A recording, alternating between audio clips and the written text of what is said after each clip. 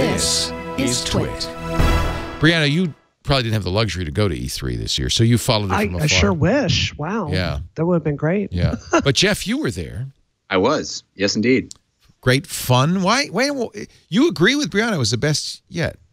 A really good E3. I don't know if I would say best yet. I think it was a solid year. It's an interesting. We're in a sort of weird transition state for E3 because many of the big publishers are pulling out or having satellite shows that are concurrent with E3 but not actually part of E3, and so the big crazy floor chaos that used to be what defined E3 has subsided a bit, and the floor itself is still cacophonous and intense and has a lot of companies, but fewer than it used to. I mean, EA does its own event now in Hollywood instead of downtown Los Angeles. Microsoft this year pulled out and had an event that was adjacent at their. Isn't that funny? Microsoft I Theater. thought they were at E3 because they had the press conference, just like always.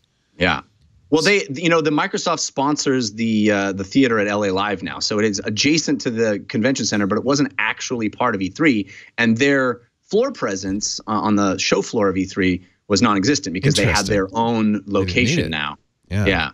So it's interesting. It's in a really interesting state. And of course, Nintendo for years has done what they call Nintendo Direct, which is not an actual press conference. There are no human beings in an auditorium listening to someone on a stage. They have a pre-recorded, edited, composed presentation that they just live stream whenever they feel like it. And they do that at E3, but they do it multiple times during the year. And I think you're going to see many companies moving away from E3 and moving to that model because they have control over the message. They don't have to deal with pesky human beings, and they're able to cut out the middleman. And why, as you keep saying on this show many times, I've heard disintermediate. There's no reason to have press between you and your message anymore. That's what's killed, or not killed, but certainly caused problems for trade shows in general. I mean, Microsoft pulled out at CES. Comdex has disappeared. I mean, Apple showed the way. Apple doesn't go to these events. You just have your own events, and you get more attention. You're not competing with anybody else. Somehow, though, it seems like Microsoft, Sony, and Nintendo still feel like they have to be somewhere around E3. That's still the week, right?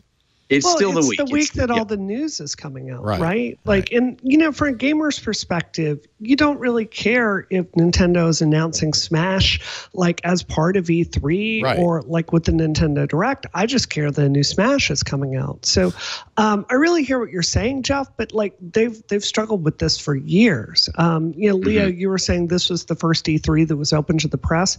If I'm remembering this correctly, they tried that a few years ago. Like letting people in, then they shut it off to journalists again and let people back in, if I'm remembering that correctly. I just think ultimately it matters like what games were announced and what games are coming out, because they're all kind of competing for that mind share.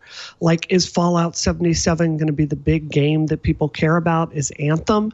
And I think what we saw were some fresh new IPs really getting a lot of attention from people. Yeah.